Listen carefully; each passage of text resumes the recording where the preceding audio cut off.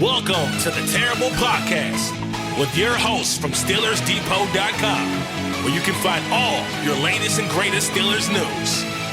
It's Dave Bryan and Alex Kozora, always lit, talking Steelers. And now, here's Dave and Alex.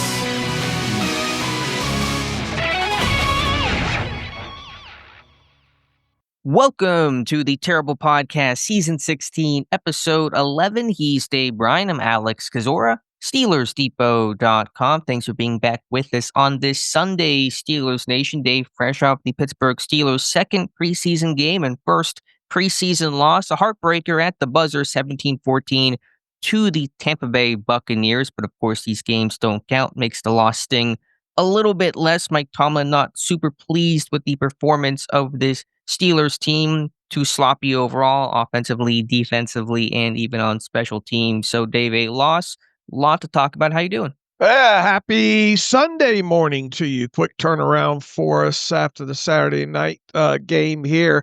As entertaining as the first preseason game was for the Steelers, the second one, not so much. Sloppy, really, on both sides of the football. The Steelers obviously shot themselves in the foot with penalties and turnovers. I thought Tampa, once you got into kind of their second teamers as well, too, they were sloppy with some drops. And, just not as enjoyable of a game overall, but a game nonetheless that we will give our initial thoughts on after watching the TV tape through once.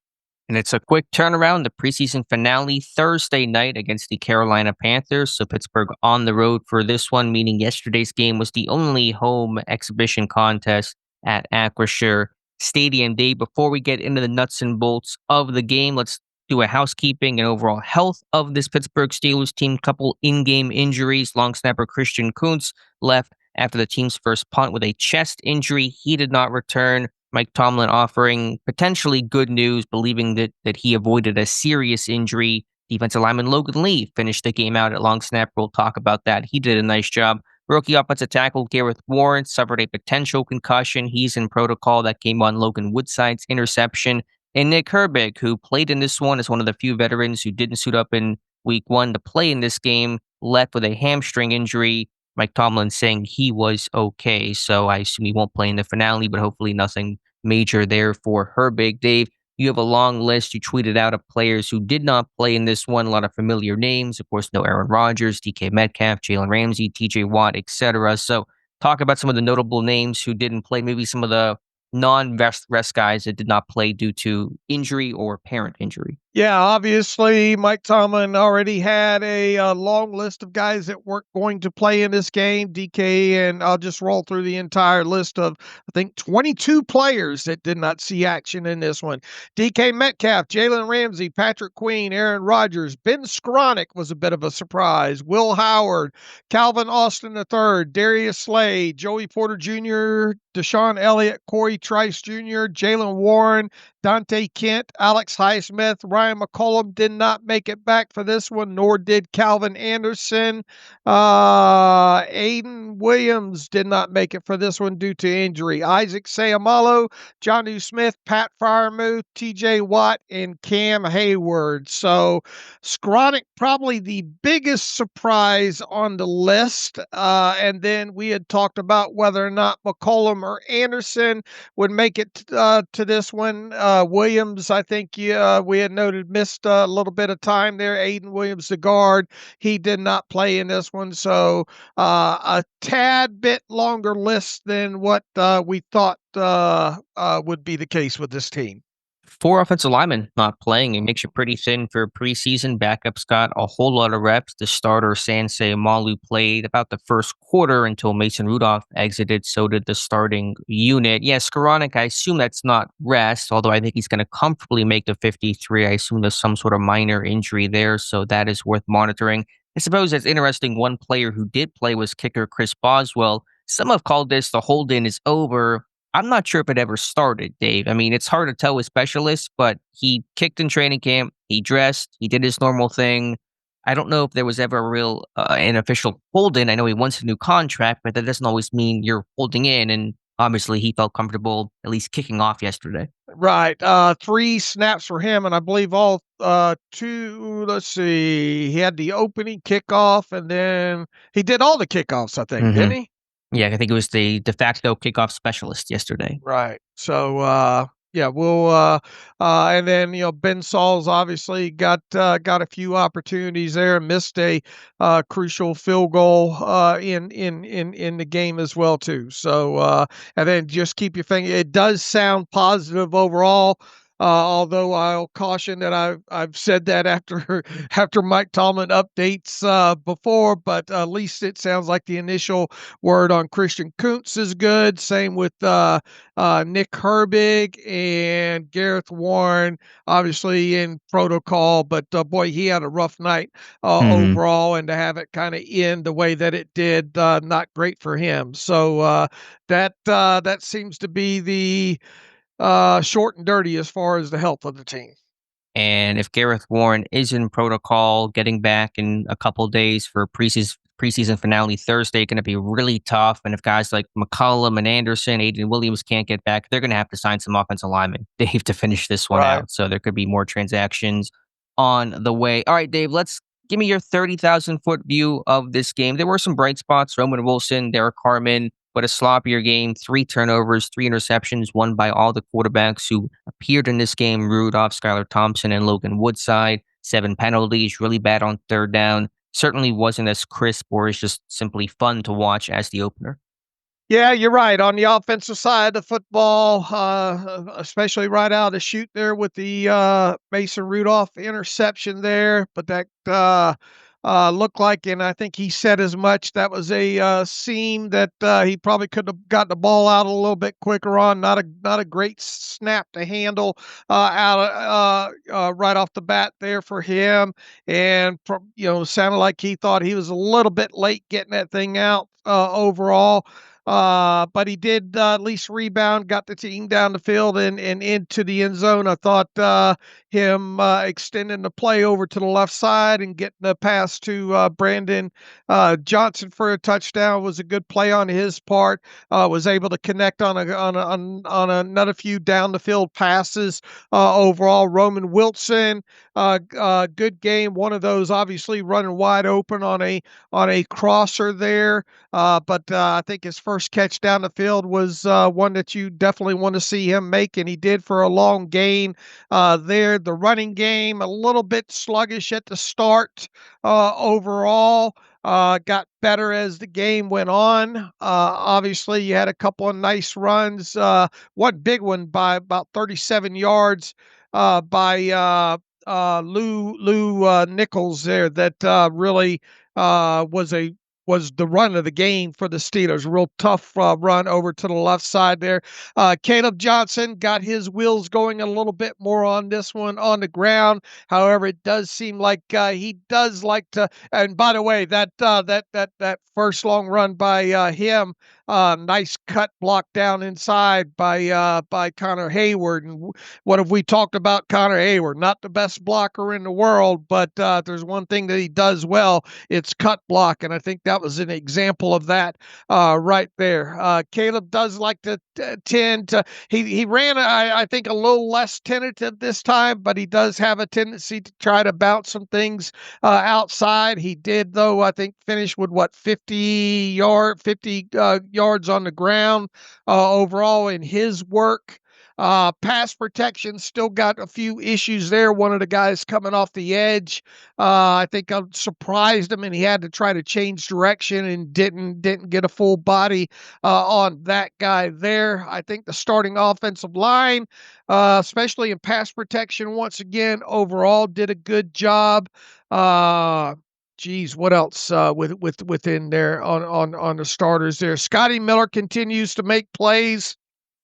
That's going to be a tough guy to keep off the roster. I thought Brandon Johnson made plays both on offense and special teams early in this game as well. And once again, you ran a lot of 11 personnel overall in this one because you had guys like Fryermuth and Johnny Smith sitting this one out for the team. I don't. How many plays did Darnell Washington play in this one overall? Darnell had a nice. I think you got a clip of that up. Had a little bit of slab work helping out his offensive lineman and sitting somebody down there. Darnell played 11 snaps in this one. So I think that's the quick and dirty. The turnovers obviously were key turning points in this game, especially the last one that had the long return against Logan Woodside, and that obviously set up the game winner for the Buccaneers there. Yeah, it's hard to turn the football over 3 times. And then one other key play late in the game was Logan Woodside missing who was it? Rock Taylor, was it Rock Yep, Taylor? Rock Taylor. Put that ball out there. That should have been a touchdown right there. I think. And that's my quick and dirty 30,000 on the offense.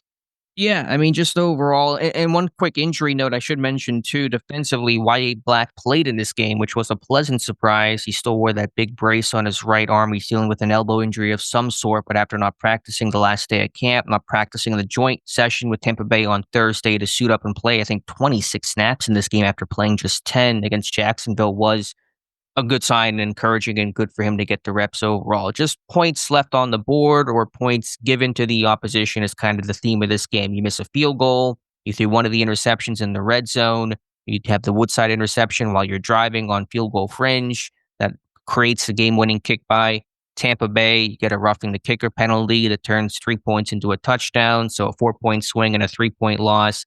That kind of sums up the game overall. Obviously, you're not caring too much about the overall, outcome of the game because your starters aren't playing. It's preseason action, obviously, but just evaluating the game for what it was.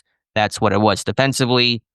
Secondary, obviously, a lot of those guys did not play in this one, but despite Baker Mayfield sitting, Teddy Bridgewater having success, throwing touchdowns to Emeka Ibuka against Brendan Eccles, a guy that could play for Pittsburgh, hitting Bucky Irving for a touchdown against Peyton Wilson, who will be an every down guy, counted on the cover. So the coverage in Pittsburgh kind of felt like what we heard about the joint practice about Tampa Bay having success through the air really carried over to the in-stadium action. Yeah, I think Mike Tomlin talked about leverage on the Ibuka touchdown against Eccles there, and then Peyton Wilson. I mean, he ran with Bucky Irving pretty good, just wasn't able to get the eyes around, and that ball was dumped right in there. And I thought Bucky Irving made a good catch there. So your 2 touchdowns in this game, both in the passing game. The Steelers gave up a big chunk play on one of those 4th downs, I think, that ended up hurting them as well.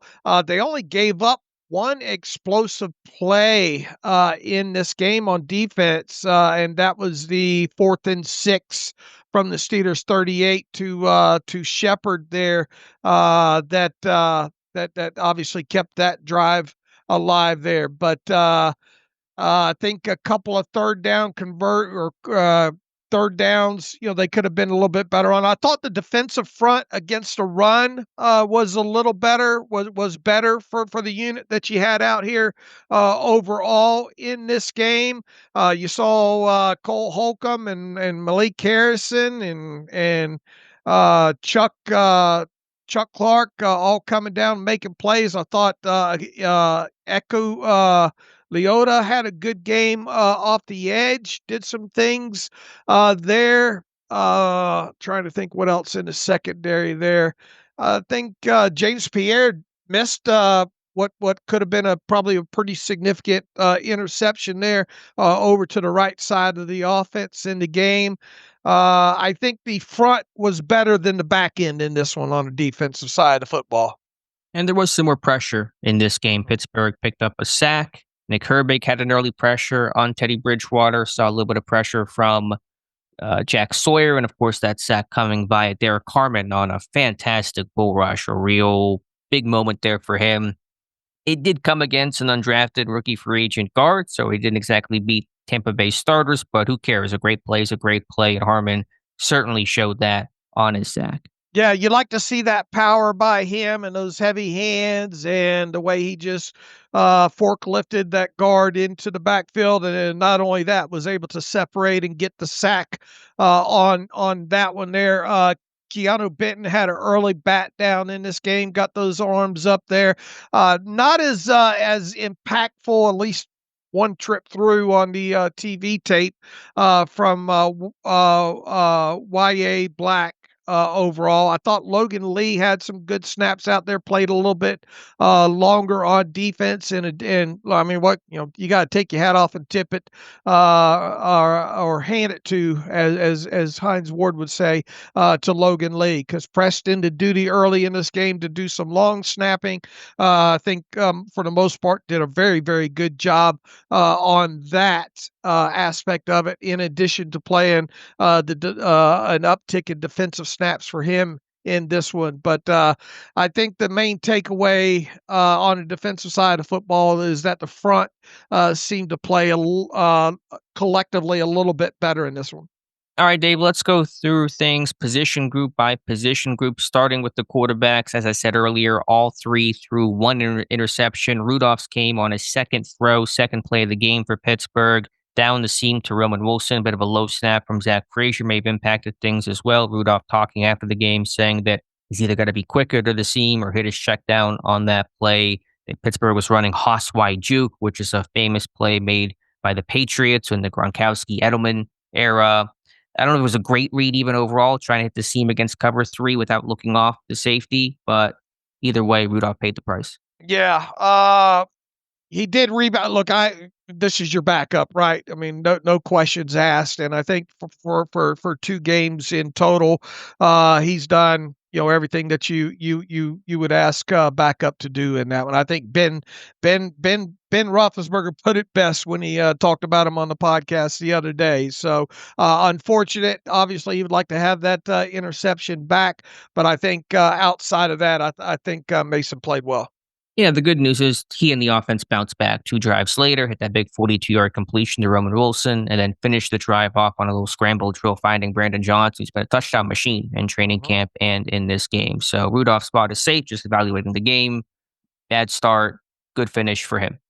And before that Brandon Johnson touchdown, he put that ball right on the hands of Max Hurlman, and Max unfortunately unable to come up with that one. I know he probably liked that ball, got on him kind of quick there, but you got to get that head around, and that ball hit him right in the hands. The hands were, if you freeze the end zone look at that, you got to have those hands closer together, and the ball went right through his hands, right off the helmet, incompletion. So that should have been the touchdown prior to Brandon Johnson scoring.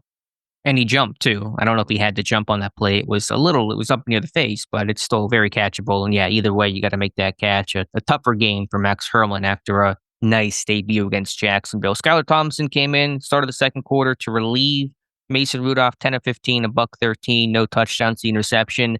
That pick was probably the least egregious of the 3, but it came at a critical moment, third down, red zone. ISO's Lance McCutcheon, a lot of contact, no penalty call. Ball gets tipped and picked off and run back the other way. So 3 points at least coming off the board for Pittsburgh there. But overall, Thompson has run the show well, operationally been clean, made a couple plays, obviously had a really good debut. As Mike Tomlin said postgame, as we've talked about, he is no stranger to NFL action. He started regular season games. He has a playoff start under his belt. He's been in the league for several seasons. So, Skylar Thompson may not have the buzz that he had after his debut against Jacksonville, but I think a good game overall. Skylar Thompson's going to end up on a roster somewhere come week 1. I'll tell you that. You look around the league and some of these second and third string quarterbacks, he definitely fits in the NFL. And, assuming the Steelers keep the 3 with Will Howard being the third, and don't move Will Howard to to IR,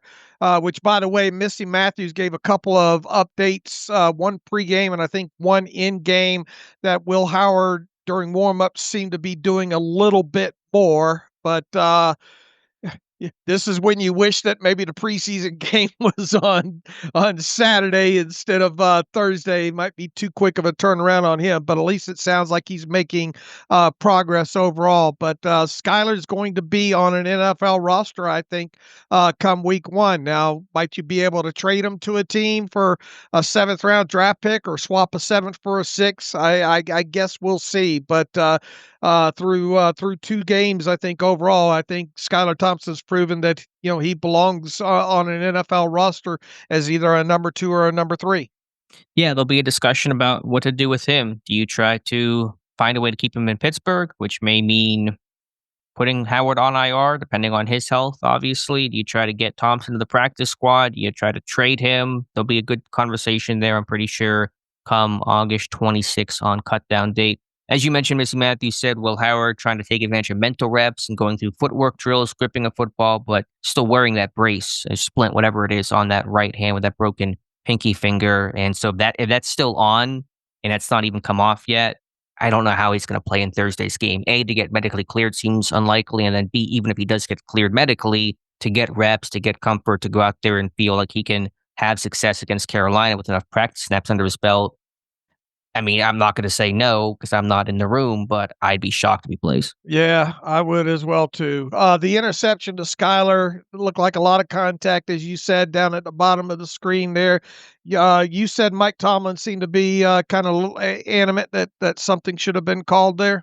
Yeah, there was a good shot after the commercial break, I think, by KDKA. Tomlin letting the officials have it. So he was in regular season form because he thinks that call got missed. He's got a good case for it. All right, that ball did go off Lance's hands, though, McCutcheon's hands, though. So, yeah, I think McCutcheon, could have made a play there, but there was certainly a lot of contact from the defensive back. And then Logan Woodside, tough game for Woodside. Dave missing the touchdown to Rock Taylor, and then the interception on that ball just way too late. I mean, Hurlman's running a curl, and that ball doesn't come out until Hurlman's basically sat down. So it looked like Tampa Bay was in cover 2. Linebackers reading eyes at the quarterback, driving on the football, undercutting the route, picking it off, running it back a big way to set up the game-winning field goal. At least Woodside made the tackle and actually forced a fumble that Pittsburgh unfortunately couldn't recover, but a mess of a play with the interception. That's the play Gareth Warren, the rookie tackle, got hurt on. So just kind of a disaster all the way around, and showing why Woodside is really trying to fight just to stay in the NFL. Yeah, Max Hurlman had a lot of effort on that, chasing down on the backside as well too, and it's a shame the Steelers could not come down with the loose football there. But high effort from Hurlman on that one, and at least props to Woodside for not just giving up totally on that one and getting down low to make the tackle there. But look, Logan, that's one that might not end up on an NFL roster come week 1. All right, let's go to the running backs now. Caleb Johnson getting the nod. No Jalen Warren in this contest as he's gotten rest. I mean, the run game certainly perked up in the second half against Tampa Bay's backups. The first half still felt pretty rough. And so I have to certainly watch y'all 22 on this one, Dave, but the run game really wasn't there until some of those Tampa Bay starters left. And you had a really good front you were facing with Cansey and Vita Vea for sure. Johnson did have the one good run, as you said, off that zone scheme for 14 yards. Connor Haywood with a really good backside cutoff block, but you're glad to see some progression from Johnson. You just wish it would have come a little bit sooner. Yeah, and they started Gainwell, I think, got the start in this, and overall nothing on the ground for him early. And yeah, the running game, it took a little while to get that going, especially against the as you mentioned, once the first team Buccaneers defense got out of there, things seemed to pick up a little bit there. Later in the game there, though, Lou Nichols, that was a very nice run by him. Hard run. Looked like he was going to get stopped after about, I don't know, what was it, 9, 10, 11 yards, but he made it through that massive bodies there and then ended up picking extra yards up after that one. Going back to Logan Woodside as well, too, a couple of those completion. One was on 4th, throwing way short of the chains to the left side to, who was it, Galbraith, I think, over there. That would have taken a Herculean effort to get a first down there. So you really had no chance to convert that one. The the running game, who else carried the football? Hull had a nice carry in this one late. Other than a couple of runs by Nichols and Caleb Johnson, there wasn't a lot there overall. Yeah, there really wasn't. Trey Sermon did have a short rushing touchdown, 3 carries for 4 yards and a score. Like you said, Gainwell got a lot of the action early as a receiver, as a running back. So Johnson really didn't come in until maybe the second or third series of the game, I'm pretty sure, and then had a couple of runs there. I mean, as you said, there was a little more decisiveness in this game. You had the big run.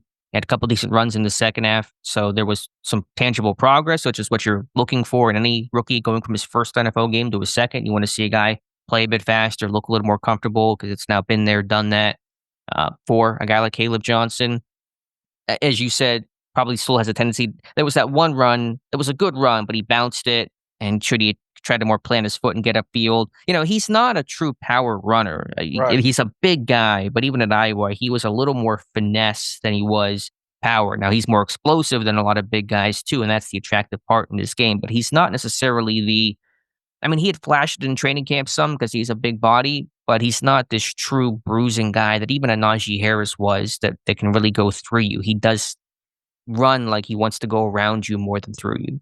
It's going to be interesting to see once you get into the season to see a lot more of this outside zone stuff and all, and some of these tosses and all, to see to get a better sense on him. I think my overall takeaway out of him, and especially the things that we talked about with the football not in his hands, he's still going to have to build up a lot of trust in that area. So I would imagine, barring some sort of spectacular game against the Panthers in the preseason finale, we're going to see heavy Jaylen Warren with some Gainwell mixed in, and probably just a few snaps for Caleb Johnson here and there, maybe on offense as he continues to get a lot more comfortable with the NFL game. I still think obviously Caleb Johnson will get a helmet on game days.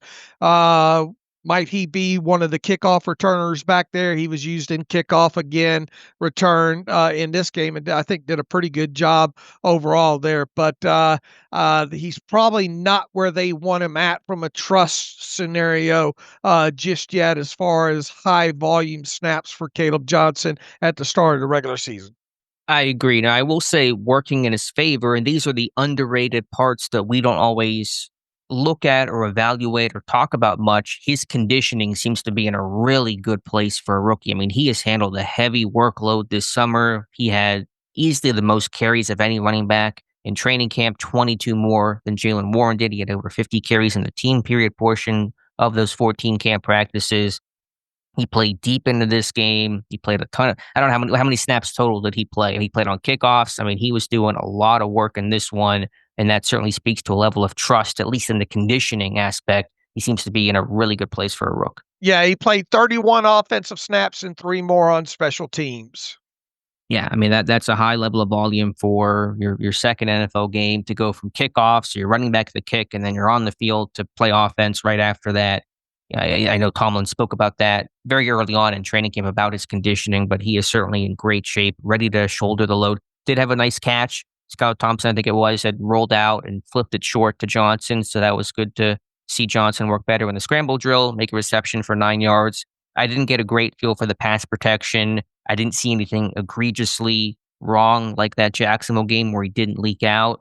I know there was the one sack that I think it was Thompson that went down. I don't think that's on Johnson. It was a cat blitz. I think Johnson had the linebacker. The cornerback came too. That probably should have been somebody hot where the ball's got to come out. I don't think there's anybody able to pick up the corner on that play. So have to evaluate that more, obviously. But I don't think the pass pro was maybe not a big benefit, but didn't seem like a big issue in this game for him. Yeah, I did see him, I think, step up in one of them and pass protect pretty well. But I think the one you're talking about, he had to kind of change direction there and get the corner coming off or a DB coming off there, and just did not have enough time to get in front of the defender there when he was changing. But do you think it was his assignment? I have to look at it. Okay. I haven't looked at it. I just went through the TV tape once real quick, so I'll just have to. All I know is that he was in a situation where he had to change directions real quick. Okay, gotcha. Yeah, certainly something we'll have to go back and watch or maybe do a film room on. So the run game has not, and again, these overall pictures of the offense, how well is the offense done, doesn't always dictate how well it'll go in the regular season, but you would have liked to see more signs of life from this run game overall in these first two contests, knowing it's been good on good. You faced defensive starters in Jacksonville and Tampa Bay. You played your starting offensive line, played a running back who hopefully will have a lot of carries for Pittsburgh this season. You're hoping for a little bit better results, and you won't get a real good indication in the finale because we learned just a short time ago, Dave, Carolina is going to rest their starters for the preseason finale. Nichols really helped himself as far as potentially landing on the practice squad with a couple of runs that he had, and then the pass that he caught from Woodside, I think, over there on the right side. That was a hospital ball right there, but he was able to still manage to grab that and take the big hit. And I think in the short, I mean, this is a guy that got added late in the process here during training camp there. I think he's represented himself real well, and if this team keeps two running backs on their practice squad, I think he's got a good chance at being one of them. It's all about stacking performances. I think for these young guys, anybody can make a play in one game, but can you continue to stack performances? And Nichols has. He had a good outing against Jacksonville, had the long run here. And you're right, that catch will not get remembered, but it was a good hands catch. He took a shot on that play, so that'll endear himself with the coaching staff. That is now pushing him on the practice squad. I got to also give credit on that Nichols run to two guys, Rock Taylor and J.J. Galbraith, for their blocks on that play to help facilitate that run. Taylor had the stock block, I think, on the corner. He stuck really well. And then Galbraith with a really good effort play to pick somebody off in the second level. And those are the RBIs that Arthur Smith talks about, the guys who help spring those good runs to become great runs. Nice job by Nichols. He broke tackles. He made plays. I know he said he should have kept going vertical. Maybe he could have scored on that play. Not sure if he had the speed to do that, but I want to give Taylor and Galbraith a shout out because often on those 37-yard runs, you're getting some blocking to help make those happen. And Nichols certainly got some help on that play. I think through two games, I think the wide receivers in the blocking department have given a lot of effort. I mean, even Robert Woods in this one was doing some fighting up until the whistle in the blocking game department there. So they're definitely getting the effort out of their wideouts when it comes to the blocking. Yeah, it's been a cultural reset. Maybe one reason why Pickens goes out the door, you bring in a Metcalf. Robert Woods is a blocker. We'll talk about his status here in a second, but you're certainly seeing those guys put their hands in the pile. All right, Dave, let's stick with receivers now in this passing game. Roman Wilson, 2 catches, 72 yards, receptions of 42 and 30 yards, big chunk plays. His training camp might have been on the quieter side, but inside stadiums, Dave, Roman Wilson has been very loud in all the great ways. Hey, I mean, you want a guy like that in his second year who missed the amount of time that he missed as a rookie, and you want him to be on that moving train and making plays for you, and he's done that now through the first 2 preseason games. So one of them he's wide open on, but the first one that he had to catch was you've seen receivers not be able to come down with that before. So I think assignment sound overall. It was good to see him get a handful more snaps in this one. 23 overall, had 6 more on special teams. That I think Mike Tomlin said he wanted to see him a little bit more on special teams, and he got that in this game.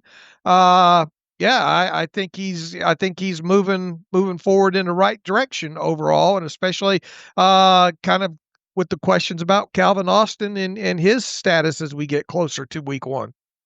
Yeah, I mean, Pittsburgh is looking for guys who can make those big plays. The theory of their offense is a really steady running game that can wear some teams down and then hit those big plays over the top because Pittsburgh, it's been an offensive slog in a lot of ways where they've had to go 10, 12 play drives. You got to be perfect. You can't drop a pass. You can't have a false start. Those things kill those drives. And so what does Mike Tomlin say? Chunk plays erase a lot of game planning. If you can get that big 30, 40, 50-yard play, it really flips the field and doesn't make it have to be perfect for a 12-play drive. And Wilson has been making big play after big play. So that's a really good sign for him. As Calvin Austin continues to miss and it seems like he won't play in the finale, Wilson has been stepping up. Yeah, I think they had 5 explosive plays in this game on offense, overall. Roman Wilson responsible for 2 of them. Nichols had the 37-yard run. Scotty Miller had one at 23 yards, and then Rock Taylor had one later in the game, for 20 yards. And what was the length of the one that they missed on the, how long would that have been? Woodside to, there was another one down the field. Who was the receiver that got held up a little bit? It probably should have been a holding call on. Is that also McCutcheon or was that Rock? I don't remember. I'm drawing a blank on who that was, but somebody was held up. That probably should have been a flag on one of those deep balls. Okay. Had that connection to Taylor connected, it'd been a 24-yard touchdown. Okay, so that was an explosive play they left on the field there, Yeah, yeah. and a score. Right, and they didn't get any points because Sauls missed a field goal afterwards. So again, the sloppiness in a game where you lose by 3 points, we're not caring about the score too much, but just, I'm sure from Tomlin's perspective about this is the difference between winning and losing at the NFL for these young guys. You miss a pass, you fall start on 3rd and 2, that makes it 3rd and 7, you miss a field goal. That's a losing recipe at the NFL, and it's a first lesson for a lot of these young guys in the NFL. Yeah, if you make a few key plays in the game, that turns the tide in games. Period. Yep. 100%. Other receivers, Scotty Miller making plays, 2 catches, 38 yards. He's had a really strong summer. He's come on strong with Aaron Rodgers in training camp. He's looked good inside games. He's fast. He's versatile.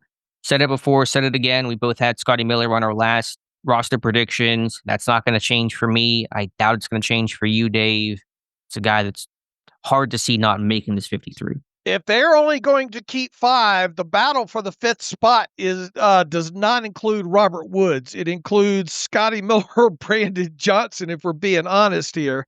Brandon Johnson can help you out on special teams, and I think he made a couple of plays on special teams against the Buccaneers as well, too. Robert Woods, it's never a good sign when you have a veteran that's been around as long as Robert Woods to be essentially 3rd team playing late into a 4th quarter, or late into a game, with technically your 4th string quarterback. So Mm-hmm.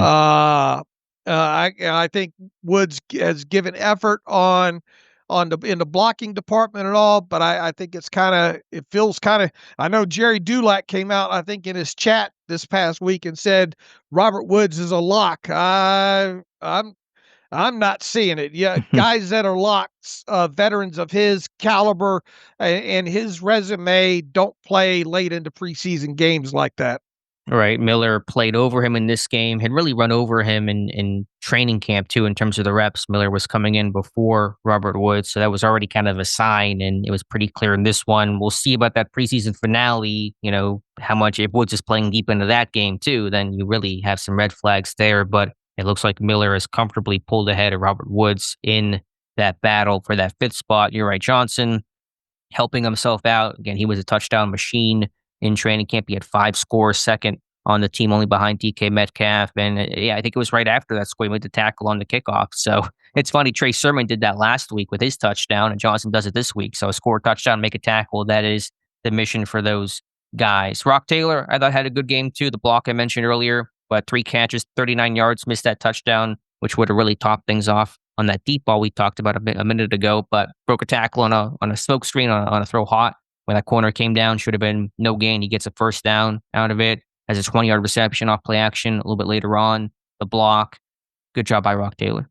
Who's your 6th wide receiver if they were to keep 6 right now? It's got to be the loser of Scotty Miller and Brandon Johnson, you would think, right? I still think that's to be determined, and I still think they're going to keep 5. But to answer your question, that's a good one. Probably Brandon Johnson, but I mean, the Panthers game will probably still determine some of that. Hurlman lost some ground, that drop touchdown.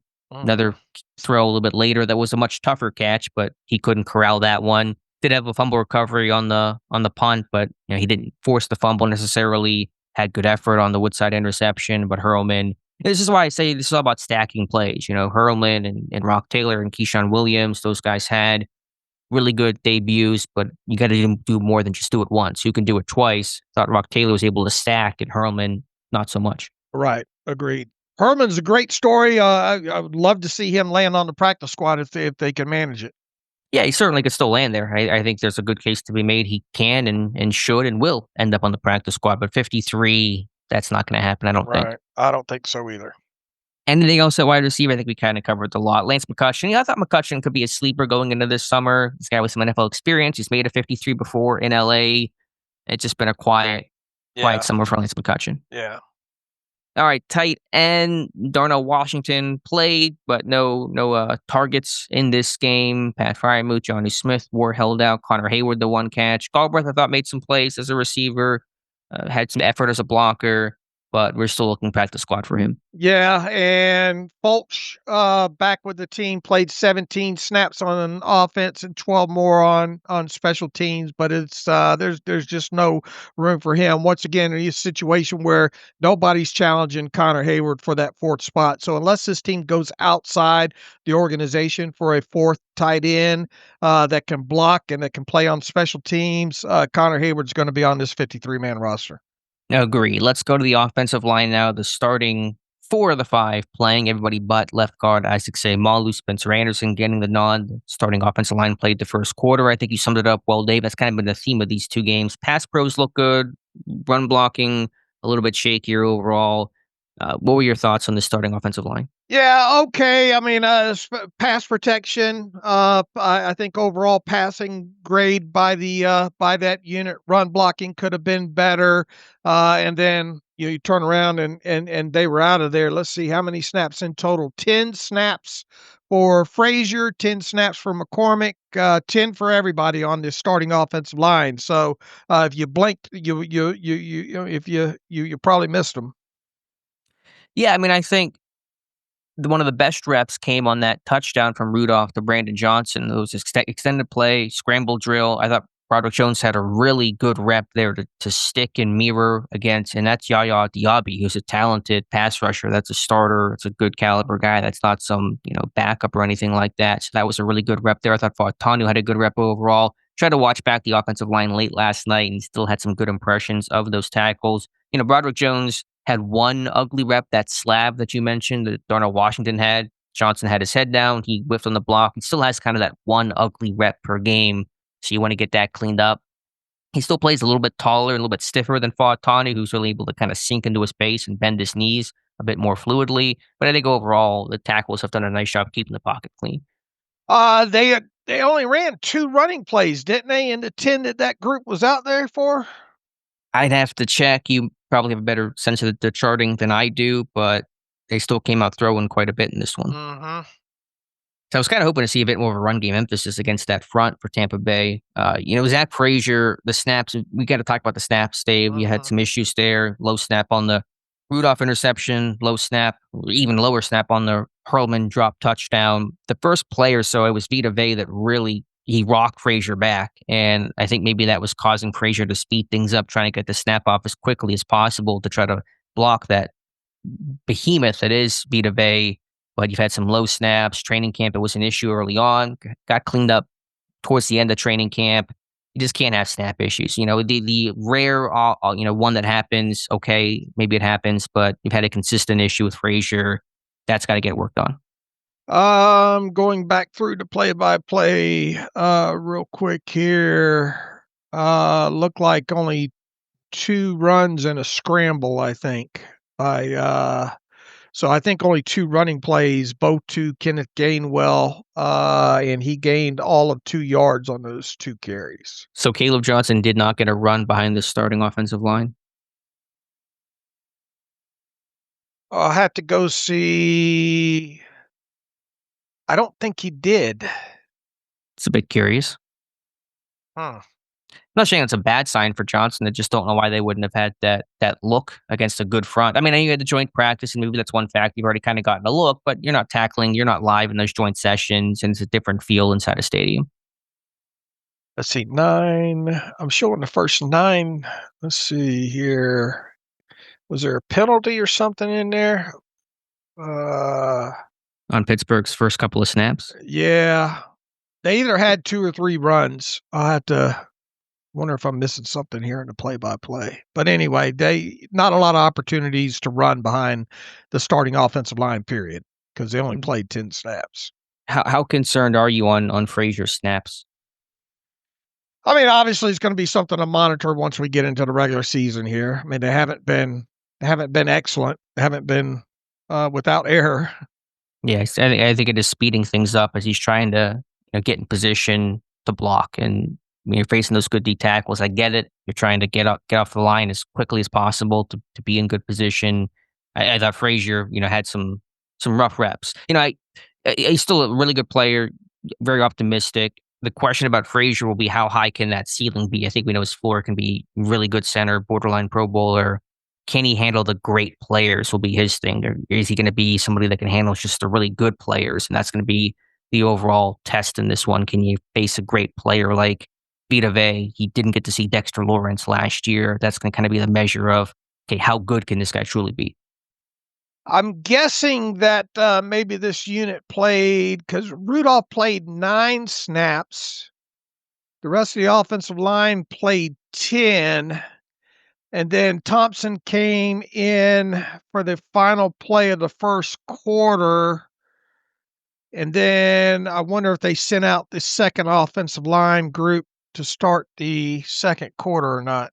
That sounds right. I know by the start of the second quarter, the backups were in along the offensive line, I'm pretty sure. And if that's the case, Caleb Johnson's first run came in the second play of the second quarter on 2nd and 10. Okay, so he ran behind the backups in this one on his carries. Any other thoughts on the offensive line? Some sloppiness there. You had Gareth Warren, 2 penalties, a false start. I think it was a holding call, the concussion, just a tough game all the way around. Stephen Jones, a penalty that came on 3rd and 2 that makes it 3rd and 7. Nothing to piss off a coach, like turning 3rd and short into 3rd and long, essentially. So those things certainly have to get worked on. Cook, I think, had a false start later in the game after he, one thing that I noticed is they flip-flopped some of these guys in this game. And I think Andres Pete only played left guard, I think, in this one. And then they flipped everybody other than the center Max Sharping over to the other side. So I think that was the one thing that stuck out there was Pete only playing left guard, I imagine, and then them flipping both the guards and the tackles over to each side. Tough go for who's the West Virginia product? Nestor. Yeah, he had a legal use of hands that was called on him. I think he gave up another pressure or something in there as well, too. Just not much to talk about there when it comes to the second group of offensive linemen. As you mentioned, Gareth Warren, couple of penalties. It was just not great. Not great when it comes to the depth of this offensive line group. Obviously, some injuries there. Some guys that would normally play did not. Calvin Anderson, Ryan McCullum. But yeah, the backup offensive line not doing themselves any favors. And to sound like a broken record one more time, although I'm sure I'll say it more and more before the 26th, Pittsburgh probably looking for offensive line help at cutdowns. Yeah, probably a tackle unless they think Calvin Anderson's going to be ready to handle things. Did Sharping only play? Was he the backup center? Did Nestor get any center reps? I didn't get a chance to check on that. Who was running? I know Sharping was playing center after Frazier, but did anyone else play center? I don't know if I have the answer to that question yet. I don't think he did, but he may have. I imagine it was just Sharping. I mean, really, you're running out of people at that point because you had lost so many. I mean, if they didn't have another offensive snap after Warren went down, but if they'd gotten back out there, I'm not sure who would have even been playing tackle at that point. They would have been extremely thin along the offensive line. So wouldn't be surprised if we're going to see some transactions for some additional O-line depth for this finale. I think you would have had to have Pete come back in and play some tackle then. Yeah, that's probably a fair point. All right, Dave, let's go to the defensive line and Derek Harmon, his first NFL sack, that great bull rush on the Buccaneers left guard. Again, undrafted rookie free agent he was facing, but we'll just take the good play and celebrate that. And Harmon, on first blush, probably a better game than his first one, which again you would expect for a second time out, a little more comfortable. He talked about using his hands well. My big thing for Harmon in game 1 was improve block deconstruction, get off of blocks. I thought he did a better job playing clean in this game. Yeah, I think he moved in the right direction in his second game overall. I think it was pretty. I think you saw the hand usage a lot more in this game. They did quite a handful of stunts, I think, in this one as well too. I think he performed well in that, but I just think top to bottom it was a better game for him this time around than, and not that his first one was awful, but a lot more impactful. It felt like I thought the defensive line as a whole played better, all units in this one. Yeah, the D-line, the run defense, I mean, Bucky Irving, just look at the stats, 8 carries, 12 yards, long of 5. Overall, Tampa Bay averaging 1.7 yards per carry. Even if you take away the quarterback runs, there's still about 2 yards a carry. So a nice showing from this front seven.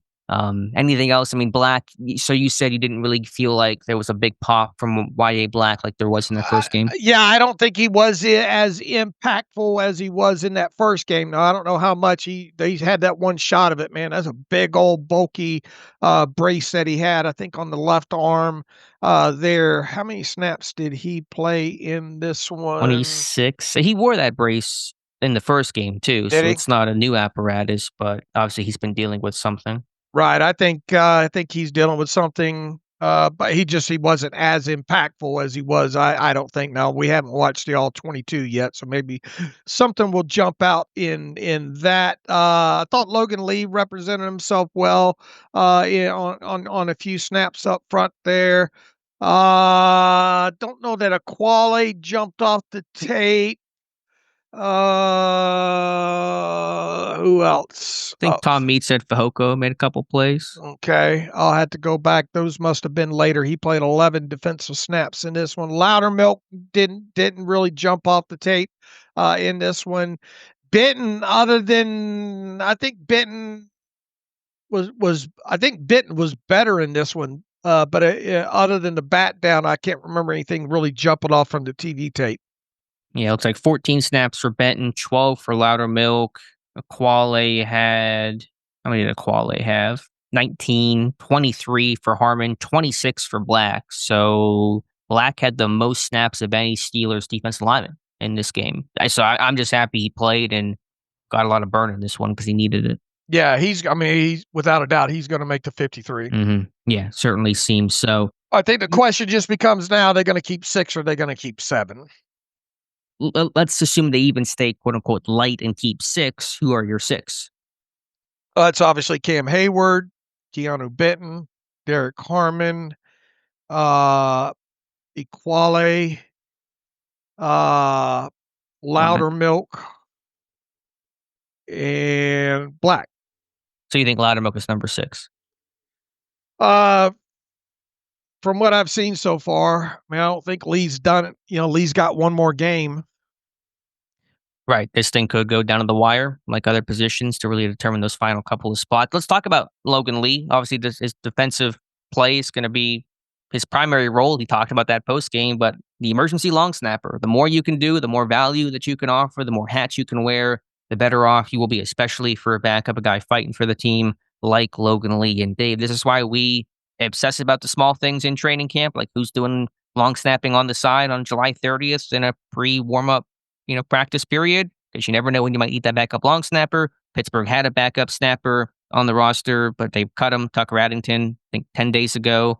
So the Lee had to be pressed into action after Kuntz hurt his chest and did not return. And Lee overall did a nice job. There was no James Harrison moment with Logan Lee. Look, I had no doubt in my mind who was going to come into the game, thanks to you. Yeah, you never know. You always ask that question, and coaches care about it. Who's our backup snapper? Because no one carries 2 snappers, and so you better have somebody that can do it and somebody that reps it. And Lee goes back to his high school days, Orion High School in Illinois. He was snapping. I got a clip of that. I haven't posted it yet, but I was looking at some Orion High School tape last night. Number 45, Logan Lee doing some snapping. So calling back on those high school days, he did snapping on the side last year. Obviously, didn't need it. Did it this year. Needed it. Is that going to help him make the team? I mean, it doesn't hurt, obviously, but is that going to be any sort of tie-breaking factor?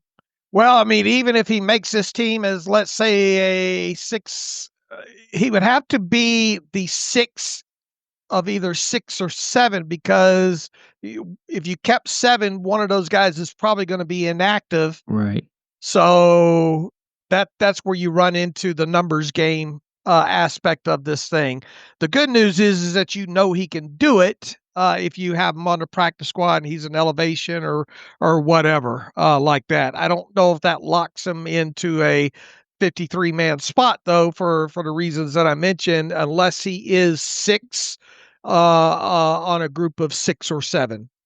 I agree. It's not going to be the reason, certainly not going to hurt. And just the fact that he did it and did it well and is working at his craft speaks, I think, about the character of a guy like Logan Lee. But he's still got to prove it as a defensive lineman. And ultimately, who's the best defensive lineman will be the guy who wins out. Because even if you got in a situation where Kuntz got hurt late in a week or in practice, you're going to go sign a long snapper. You're going to go bring back Addington or bring in a veteran. You're not going to have just Logan Lee go out there and do it. But I give that the whole operation, because Danny Smith always talks about field goals is an operation, punts are an operation. You had in this game, Dave, a defensive lineman long snapper snapping to a rookie left-footed kicker with the holder, a veteran, in either Johnston or Waitman. So a lot could have gone wrong in that sentence. And overall, things were clean. I know Sauls missed the one field goal. I don't think the snap was the issue. I don't know if the laces were wrong or the lean was wrong or whatever the case was, but it seems like on the one miss that Sauls had, the snap seemed okay. I think that's kind of, I had a question about that too, because didn't they cut to that kind of quick, and then wasn't that the box inside the box? Yeah, it's one of those preseason interviews where you can't see the screen. Right. So we'll have to take a closer look at that once the special teams reel comes out. But I did look back at that play, and I mean, the snap was not like super high or super low. The first snap that Lee had on that field goal was a little bit low. I thought Johnson did a good job getting the ball down. But I mean, some of the snaps that Lee had on those punts, the speed, velocity probably wasn't there, but they were good. I mean, if you hadn't known Christian Kuntz was, if you didn't know he was hurt, you just would have thought it was a normal snap. So I mean, they were actually some quality snaps from Logan Lee. I think one of them to Johnston was a little low, but other than that, I think he did well. Yeah, there was one he had to kind of pick up off the ground. There was a tight shot, so you couldn't get a great look at the snap. But there was the one. But there were a couple. I got Logan Lee long snapping reel. It's my Christmas over here on my Twitter timeline. So kudos to Lee. The more you can do, the better. And next time somebody says, why are you tweeting about the backup snapper in training camp? Well, that's why. You never know who that guy will be. All right. Any other thoughts on the defensive line? I think we kind of covered it pretty well. Yeah. The edge guys, Jack Sawyer maybe making more of an impact. Almost had a sack. He tried to track down whoever backup quarterback he was chasing down. What did Sawyer have officially on the box score? You have a tackle in there, Dave? What did he have in this one? An assisted tackle, looks like. Sawyer on special teams. Okay, so nothing even defensively. So got to check the tape on him, but felt like the hand use may be a bit better. And obviously, how many snaps did he play overall? Because he got a lot of burn in the opener. It was something like 30-something in this one, wasn't it? Let's see here. 36 on defense, 15 on special teams for Sawyer. He has played a ton of snaps, and so, again, speaks to conditioning and trust. I'm sure he's probably winded after these games. I mean, I think the only guy that has played more snaps, excluding quarterbacks and linemen, than Sawyer is J.J. Galbraith. And so those are two rookies that have played a ton of football this preseason.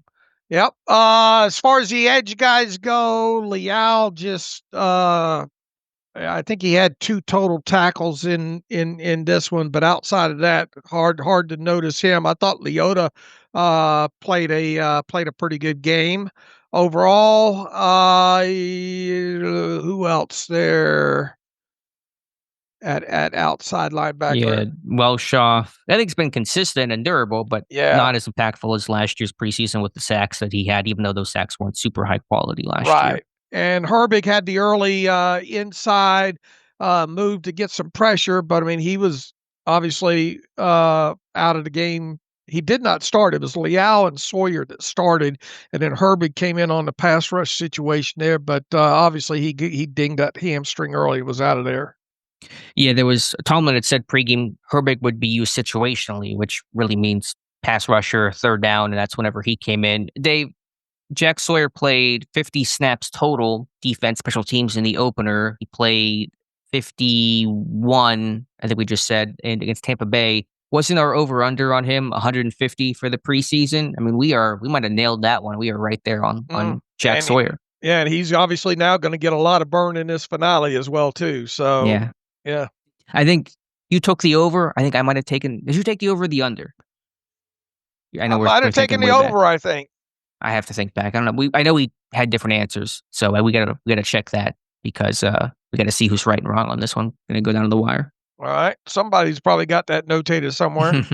If not, I'll find it. Inside linebacker, Cole Holcomb making some plays, continues to be healthy, continues to look good. And probably for him, it felt much better this second game than maybe the nerves of that first game are gone. It felt more like a normal game. Okay, just going through the motion. First game in Acrisure, so that's big for him. Holcomb's going to make this team. There's no question about that. Yeah, look, he looks back from that injury. He looks strong and smart. And really impressed. Glad to see him back out there. And boy, you could do worse for a guy like him as third, fourth inside linebacker for this team. Thought Malik Harrison played well. He stuffed the run well. He got a tackle for loss. Mm-hmm. I don't think Holcomb had a tackle for loss, but I know Harrison did in this one. I thought Peyton Wilson played well. Other than he was obviously in coverage on that Bucky Irvin touchdown that we talked about, but he was lined up out wide on that one and singled up. And I mean, it took a great throw and a great catch to beat him on that.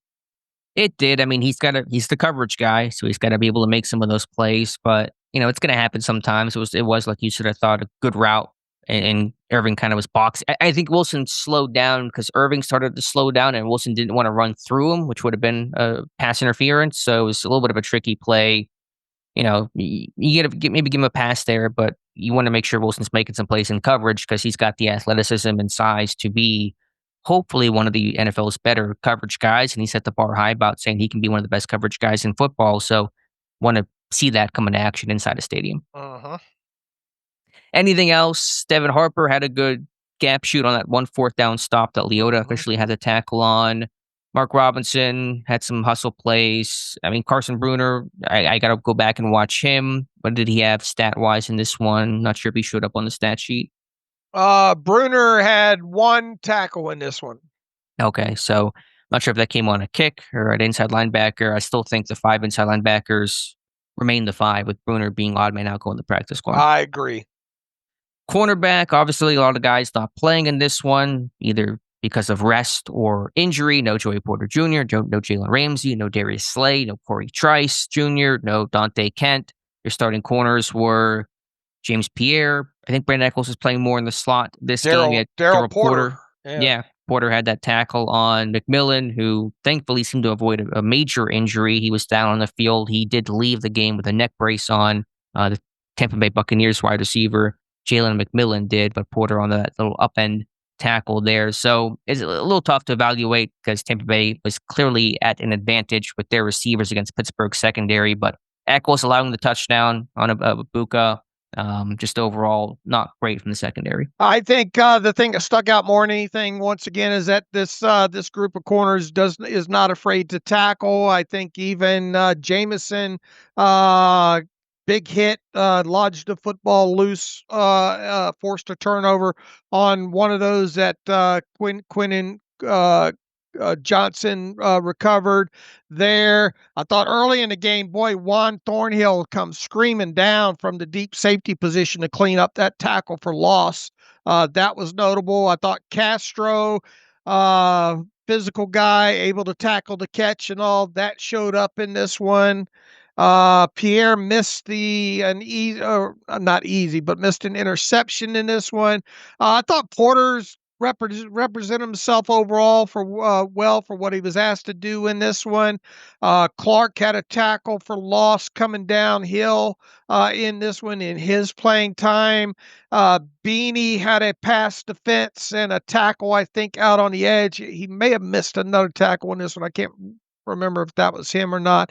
McMichael got a little burn in on the assisted tackle on one of those, and I think that's about got it as far as the defensive backs goes. Yeah, the safeties have been active. Thornhill's been all around the football. He is a hair on fire type of dude. Him and Chuck Clark with tackles for loss in this game. You're right. I thought Castro a little more quietly, but really solid game. Just physical, good, reliable tackler, playing on special teams too. I thought Jameson made up for that roughing the kicker penalty. He had a tackle for loss from his nickel alignment earlier in the game, and then the forced fumble that you mentioned. So the run defense, I think team run defense was really good. Front seven and secondary coverage, it certainly got shakier. Yeah, agreed.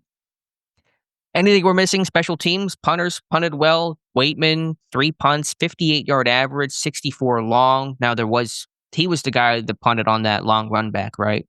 Yes. The 35-yard return by Tish Johnson where Kuntz got hurt. So, I mean, it was, I don't know what hang time was. I didn't chart that. I don't know if he, quote unquote, outkicked his coverage, but I'd probably put that more in the coverage than on Waitman. Johnston had more, not coffin corner, but kind of in tighter punts. He only averaged 42 yards per punt, but 2 of them inside the 20 and had a long of 49. So they were kind of in different situations. It felt like Waitman was a bit more open grass. Johnston was a little more like precision placement punts. Yeah, Waitman's not going quietly if he goes, that's for sure. Yeah, and I think, I don't know if both held for Logan Lee. I know Johnston at least did. I think maybe they were rotating the holders too, but I think both did a nice job whenever you're dealing with a defensive lineman now thrust into the long snapping role. Obviously, let's see. We talked about Sauls. You got to make, he not that he was going to make this team, but if you want a chance in the NFL, you got to make those kicks. And he missed his, obviously. Special teams tackles. Let's see. Brandon Johnson had 1 tackle, 1 assist. Kuntz had 1 tackle. Unfortunately, you don't want your long snapper making tackles, and he got dinged up. Trey Sermon had 1 tackle. Jack Sawyer had an assist. Max Hurlman had the fumble recovery on the muff. I think that's it as far as special teams tackles went. So Brandon Johnson, essentially 2 tackles. Sermon had a tackle last week, a tackle in this game. Those are really key ways to stick on the practice squad for sure. Keyshawn Williams had 5 punt returns, 34 yards. He loves the spin move. He loves the spin, but there's been some success as a returner there. Caleb Johnson, as you said, Dave, 3 returns, 81 yards, a long of 34. I know Roman Wilson, I think, was back there. I know he was back there for a couple kick returns, but did not get a chance to field. Well, he got blown up, I think, on the first return that Johnson had, but that's the life of trying to be a blocker on that unit. Yep. What? Didn't all 3 of his special team snaps come on kick return? I'm guessing so. Yeah, that would make sense because Johnson had 3 run backs. All right. We'll have to look and see who all the gunners were in this one. Hurlman started. Huh? Hurlman started gunner. I think he played gunner basically the whole game. All right. Because obviously no Ben Skoranek in this one. I don't think they used James Pierre any on special teams for that's 2 games in a row. So I think you're in a situation. I know a lot of people say, boy, can you do something other than James Pierre as one of these cornerbacks? But the fact that he hasn't played any on special teams yet lends you to believe that Danny Smith knows what he has there and that Pierre's probably a lock for this thing. Yeah, I mean, at the least, he's not playing just because they know what he can do. There's no need to get him out there. So does that mean he's a lock? I think he's still going to make it, but at the very least, it just means they don't need to give the guy the snaps. The starting gunners were Hurlman and Keyshawn Williams. I know Hurlman was a gunner throughout the game. I don't know if the other guy rotated or not, but those were your starting gunners, and those guys got some burn late last week too. All right. The names that you mentioned are going to be tough to make the 53-man roster, so it almost leaves Pierre by default. Right. And the health, unfortunate. Is Trice and Kent going to get back for this game? Can't say for certain, but I'd be surprised if they came back. And what is going to happen? Are they going to IR those guys? Can you send a guy straight to IR right now? I know he's out for the season if you do. Okay. You can send them right now, but they're out for the season if you send them right now. You got to wait until the final, after the final, that initial, they've got to go after the final preseason game, I believe, for the 2 that you get the IR to return on. No, I know for the IR to return, but just even straight. Okay, what about on roster cutdowns? Can you just send a guy to IR, not in one of your 2 return slots, but he's just on season-ending IR? Yes. Okay, you don't have to cut him to do that. You don't have to waive him and then send him through. Well, I mean, you only get 2 that qualify as IR return, but you can send others to there and them not be IR return. Okay, so for example, if you wanted to put Dante Kent on IR, not to return, he can just go there straight up on your roster cutdowns on the 26th, correct? Right. Okay, gotcha. And I know, as you said, you have your 2 slots, and if you want somebody to come back, then if you have additional needs, then they have to make the team for a day at least, and then they have to go to IR. That's what Logan Lee did last year. He was on the team initially. then went to IR a couple days later. So, gotcha. I mean, that could be the kind of flying the ointment of this roster prediction day. What happens to Trice? What happens to Kent? What happens to Will Howard? Who knows what other injuries may pop up. Calvin Anderson, what's going to happen to him? McCollum, Yeah. we still don't technically really know the seriousness of those, even though McCollum supposedly, I'm guessing McCollum's further ahead than Calvin Anderson, right? Oh, yeah, because McCollum was doing a little bit of sideline, like rehab work on that last day of training camp, and Tomlin left the door open for him to potentially play against Tampa Bay. Now, he didn't, but I don't think that's going to be an IR thing for McCollum. All right. But the others... Calvin, you don't know then. I mean, I never even saw Calvin Anderson at training camp after that Friday night lights practice, and he certainly was not doing any sort of rehab. All right, maybe and even Sayamalu, like, is he okay? I don't know. I don't know. I don't know. What about what's going to happen with Calvin Austin? Yeah, it's a lot of questions here, Dave. With less than 10 days till cutdowns. I mean, surely Calvin Anderson's not serious enough that he had to spend what is it 6? Is it 4 or 6 weeks? No, it's 4. It's 4 weeks, right? Four on the designated. Surely he's not going to miss the first 4 games, right? You wouldn't think. We have no updates at all, other than Tomlin saying a day or two after he got hurt that it's probably more than day to day, which could mean anything and everything. I mean, you still got. The first game in 3 weeks from today, so that's a lot of healing time in there for guys like Will Howard and Calvin Austin, and even Calvin Anderson, Right. And obviously some of these veterans, if this was the Super Bowl, maybe they get back a lot sooner. You kind of can be more cautious with guys that probably are going to make this team, like an Anderson, like a Calvin Austin. But yeah, we just don't know a lot of these things right now. All right, Dave, any other final thoughts on this game? We covered everything pretty good. Yeah, I think we for one extra TV tape view through, I think that's the nuts and bolts of it. And with Steelers, I mean, as far as win-loss go, they had a chance to win this game. And once again, the 3 turnovers would kill you. They weren't great at one point. They were 0 for 5 on third down. Then you had the running into the kicker that went from 3 points to 7 points on that. So they definitely shot themselves in their own feet, if you will, as far as the outcome of the game. They finished 2 of 12 on third down, 1 of 2 on fourth down, so 3 of 14 overall on possession downs. Yeah, just it's preseason, it's sloppier.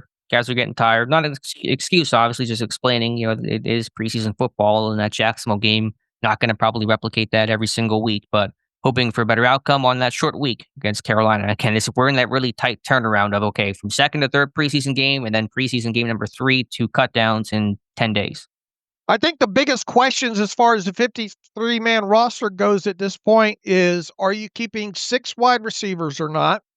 Because it feels like the 5 feels like Scotty Miller and Skoratic top out the top 5. Are you keeping 9 or 10 offensive linemen? And are you keeping 6 or 7 defensive linemen? I think that's the only real questions as far as this 53-man roster. And then the punting battle. I think that basically, and a little bit of quarterback, just what happens with Howard and Thompson and how does that all get sorted out. But I think you nailed it overall. With these O-line injuries, Dave, I put 10 offensive linemen on my last 53. Are you any more convinced to keep 10 just with all the uncertainty about who's healthy and who's available and who's been working? I don't know. I've got another few days to make that final decision here. So, all right, Mike Tomlin over here. I mean, it is. Look, as we've stated here, you're technically your top 2 backups, other than Spencer Anderson, are dinged up right now. And I'm going to assume that McCollum will be ready by week 1. And then the question becomes, is the Calvin Anderson injury enough for him is it enough for him to go to IR return and thus be one of those guys that you have to keep and then turn him around? And then that would technically, you feel like, benefit a guy like Cook potentially, or I guess Pete. I'm gonna have to look at Pete's tape at guard in this game, but I don't get the sense that Pete really helped himself in this one. How many snaps did Pete play? It was 20-something, I think I looked earlier. Where is he? 33, according to Okay. your chart. All right. So 33. got a lot of burn. Right. But I just, not only have your backups, like you said, been dinged, they just haven't played. I mean, Anderson has been out since early August. McCollum has been dinged up throughout training camp. He got hurt early. He didn't practice to start camp. He came back, missed some time. He came back, he missed some time again. Hasn't played a preseason snap. I mean, they were more veteran guys who have some NFL tape, but these guys, it's not like they missed like a day. I mean, they're missing big chunks of time. Look, Doug Nestor should not make this roster. Stephen Jones should not make this roster for whatever reason.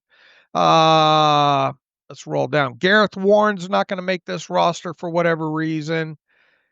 Oh, Aiden Williams. Yeah, Aiden. He might not even make it to this next game. Some of these guys are going to get waived injured here about 2 Right. seconds, Dave. They got to get some help in. Right. So I mean, you're already whittled it down. So Yeah, again, I think Pittsburgh will be exploring the waiver wire, potential trades, but I know the pool is pretty scarce, pretty thin out there. Dave, give me one guy, the Steeler who's most squarely on the roster bubble as of right now, August 17th, the most 50-50 guy on this entire roster. Okay, the most 50-50 guy on the roster right now. Hold on, let me go through real quick. I would say maybe there's two. I would say Brandon Johnson, depending on how many they keep, and then Max Sharping. I had the thought on Sharping too. I still feel like he's inside the bubble with just all the reps that he's gotten. He's been your backup center. He's just worked so much. He's healthy. My first thought when I asked that question out loud was Logan Lee, because he probably keeps 7. The way Pittsburgh is gone, is he the 7th guy? Probably right now has to play really strongly justified it, even with all the long snapping and the great job that he did there. I just got my first thought. You only kept 6 on your last 53, right? Yeah, I need somebody to kind of play their way onto it. I think Lee made some strides to that, but I think he's still a bubble guy. All right. So you wouldn't, you don't think Brandon Johnson, or is he more of a guy that you think that you elevate? Yeah, it just feels a bit more elevation. I mean, he could make it. He's had a nice summer overall, but he couldn't see the field last year, and I wonder why that was, despite all the injuries, despite the connection with Azani and Russell Wilson especially. It just feels a little more like, but I mean, how many guys are you going to keep on the practice squad? Because you're going to keep 4 receivers. That's pretty heavy. I mean, you got Taylor and Johnson and Hurlman and Keyshawn. I mean, you're not going to carry all those guys, right? Who's going to get squeezed from that group? Right. It could wind up being Rock Taylor, to be honest with you. That gets squeezed? Yeah. I don't know. I like Rock Taylor. I think the size is interesting. I mean, Hurlman, it feels like he's going to be a practice squad guy, right? And Brandon Johnson feels like you want to make him a practice squad guy again. I mean, Keyshawn Williams is interesting. Did he do a lot in this game? A couple returns. I mean, this thing, that Carolina game could really mean a lot for these receivers. And if you have Max Sharping essentially as a lock, and I'm assuming that you're guessing McCollum would be back, then who do you squeeze out of that group? Yeah, that's fair. I hadn't looked at my whole roster construction yet, so I have a feeling we're going to be maybe just one player off in our 53 this week before the Thursday game, but we got time to figure that out. All right, Dave.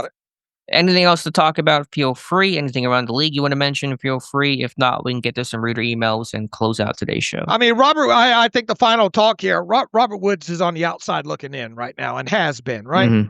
Yeah. He's lost some ground, and we even mentioned back in training camp he was running behind. I lead that conversation explicitly. Maybe, I don't know, day 10 of training camp. Like, Ben Skoronek's clearly ahead of Robert Woods. There's no question about that, which is putting Woods at number 5 at best. I think Miller's now passed him up. I think that's pretty clear too. So Woods is 6. So if you keep 6 receivers, would it be Robert Woods? It just seems like he's fallen out of favor. Let me ask you, have you seen enough of Clark and Thornhill that you need to see him in this preseason finale at this point? Well, you just don't have many safeties. Sim Elliott's not going to play. Yeah. You have Killebrew and Castro and Quindell Johnson, so you probably play those guys a little bit. I mean, how many snaps? I mean, Thornhill probably played the first drive or so in this game. I haven't charted it out yet, so you probably have to get at least one of those guys action just to have enough bodies in this game. Yeah, Thornhill played 19 snaps. Chuck Clark played. Not seeing his name on here. 37, played a ton of snaps in this game, so you probably start those guys in the finale, then get them out of there. But you probably have to dress them and play them. They did not get my memo about Darnell Washington. Played him 11 snaps. Do you play him at all in this finale? I mean, okay, the first question is, will Pittsburgh play their starters in this game? Will they use this as the tune-up game, or will Mike Tomlin just rest everybody from start to finish? I mean, that's going to be the first question overall we got to ask ourselves. I mean, do you really need to see your first team go out there and beat up the Panthers' second team? Because it doesn't sound like the Panthers are going to play anybody. Right. No, that's a fair point. What is the value in that? But the value of that is less about performance and just more about knocking some rust off and getting some in-stadium perspective before the season begins. That's kind of the value of playing your starters more so than go out there and have a great drive or not. But, I mean, my expectation is right now Tomlin will sit these guys, but we don't know that for a fact yet. I mean, and what I think you hit on a good question a little bit earlier there. What's up with Isaac Seumalo? Yeah, I mean, we just don't know. Hopefully he's okay, but I did not see him at the final training camp practices the last two. Don't think he practiced in the joint practice. I mean, he was going to sit out this game regardless, but we just don't know his status. What about Beanie Bishop? What is his roster standing? What is his footing like? I think he's within the roster bubble right now. How much would you bet? Your house on it? My house on it? Something else? I mean, I'm obviously a lot more confident that he will than that first roster prediction that I did. I mean, Corey Trice doesn't sound like he's close, and Dante Kent. I mean, neither one of those guys are competing. Who was the starting slot corner in this game? I know I asked that as the guy who's supposed to be charting all of this and just haven't done it yet. It was Brandon Echols. I'm just watching back the tape right now. So Brandon Echols got to start over Bishop. And of course, Jalen Ramsey is going to be your nickel whenever he's out there. Bishop is now basically third team slot. What is the value? What is Beanie Bishop bringing? He might be early inactive. Right. But could he miss the roster entirely? Because he's not like some sort of a special teamer, and he hasn't even gotten a lot of playing time, I don't think, on special teams. So I guess, for him not to make it, you'd only have to keep 5 corners, right? Yeah, I mean, you got some practice. You could out of elevations, obviously, but if you want kind of a curveball, because the roster's always going to bring us one curveball, I think, per year. Could you keep 5? Because you got a lot of versatility there. Ramsey can wear all the hats, and Echols can play all 3 spots. So I'm just thinking out loud right now. Bishop only 3 special team snaps in this game, Dave. Something to think about. All right, Dave, anything else? Let's get to some emails and close out today's show. I don't know if we got any emails here on this quick turnaround. Let's see here. How about one from Anthony Yost? So we at least get one out here. Hey, Dave and Alex, been listening for 11 years now, and I want to thank you both, along with the rest of the writers at the Depot, who have made this site one of the best for not only the analysis of the team, but the analysis of the game itself, which has enabled me to further understand what is going on with schemes, coverages, routes, etc. Hey, thank you for that, Anthony. My question is relating to Peyton Wilson and where you two see his future trajectory with the Steelers if he continues to elevate his level of play after coming off of a strong training camp. Do you see him as a long-term starter if he has another strong season? I understand it's too early to tell until we actually start the season, but Alex's coverage of his training camp has me excited to see him suit up week 1. Between him and Queen, I feel much more confident with Wilson having the green dot for the long-term future of this defense. This is no slight to Queen at all. He's a tremendous athlete who also seems to have had a strong showing during training camp, which only increases my optimism for how these two will gel together. So, and here's the thing. Queen is under contract for this year and next year. Obviously, Queen needs to, you need a little better season than what you got out of Queen last year, which it feels like he's on track to have. Wilson taking a step forward there. I think ideally you're going to have both Queen and Peyton Wilson in this defense at least through 2026, and then I mean, we'll see. I think as long as Peyton Wilson can stay healthy and continue to make the steps forward, maybe after the 2026 season, he becomes your new main man in the middle. Yeah, so the question overall was just about Peyton Wilson and his prospects to be a long-term fixture for this defense. Yeah, I mean, we'll see. I'm excited about this guy. I think we're seeing a jump with him. Like I said earlier, and I've said several times that I think it'll be the Queen and Wilson show. You're not going to see that three-man rotation that they had last year and the year before. Last year with Robertson, Wilson, and Queen, where it's going to be just Wilson and Queen. We'll even see if that they don't run a lot of dime because they want to keep Wilson and Queen on the field in all situations. That could be a potential factor, at least week to week with game plans. So, yeah, I think a potential for, listen, Wilson fell to the third round, not because of talent issue. I mean, he was a first round talent. He fell because of the medical concerns over the knees and the shoulders. So he's been healthy. He has been durable. He's been consistent, and the talent is shining through overall. Let me ask you, if you needed an extra roster spot for whatever reason, because of how deep and good this inside linebacker core is, could you waive Mark Robinson, get him to the practice squad, and then elevate him for a game day? Yeah, I mean, I like the outside the box thinking. I'm not going to rule that out. I mean, that if you needed a spot, right? Other than that, Mark Robinson's probably your number 5, right? Yeah, just based on the performance overall and the resumes, he's your number 5, and I think pretty comfortably so. All right, but I'm with you as far as Peyton Wilson. I think the arrow is definitely pointing up on him right now. You're going to see a lot of him once again. I mean, he played a lot of snaps last year, and obviously was up there in tackles. I think at least the short term for 2025 and 2026 is very good for Peyton Wilson. I'm with you. All right, let me see if I got one more in here or not. I don't think I do. Let's see. Bill Ewan, did we read this? No, this came in on Friday. Just listen to your roster predictions, and I agree with them for the most part. I also agree the rookie wide receivers are all practice squad guys. Max being the one that could push due to special teams help. I'd keep him over a 10th offensive lineman or 7th defensive lineman, he says. But I'm thinking about who would be the next man up if DK Metcalf was hurt. Would they elevate someone like Rock Taylor or just run with a gaggle of little slot guys and hope for the best? So assuming there's no outside additions, who is the backup to DK Metcalf, he asked. First, I don't think you're going to keep Max Hurlman over a 10th offensive lineman or 7th defensive lineman at this point.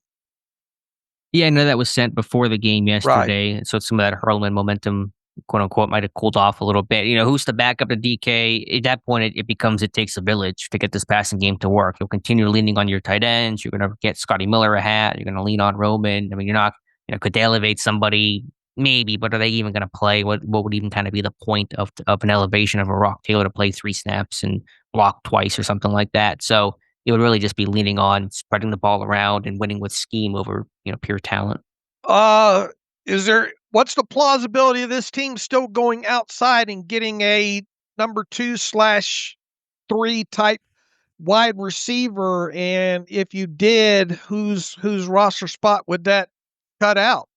Yeah, it's a fair question. I think it was kind of trending that way, but then you see Roman Wilson make those plays yesterday. Because the question I said before, and I keep going back to, is do you feel good about your number 2 receiver? And you still don't feel great about it. And Austin's hurt, but Wilson has made some plays and some chunk plays that he's not catching 5-yard curls, and he's making those downfield catches. So I think you continue to look and see what's out there. But how hard will Pittsburgh push? It's going to be a really good question, Dave. Right. I mean, because Skronik's making it, right? Yeah. I mean, but that's for run blocking and special teams and all that kind of stuff. And obviously Roman and Calvin are.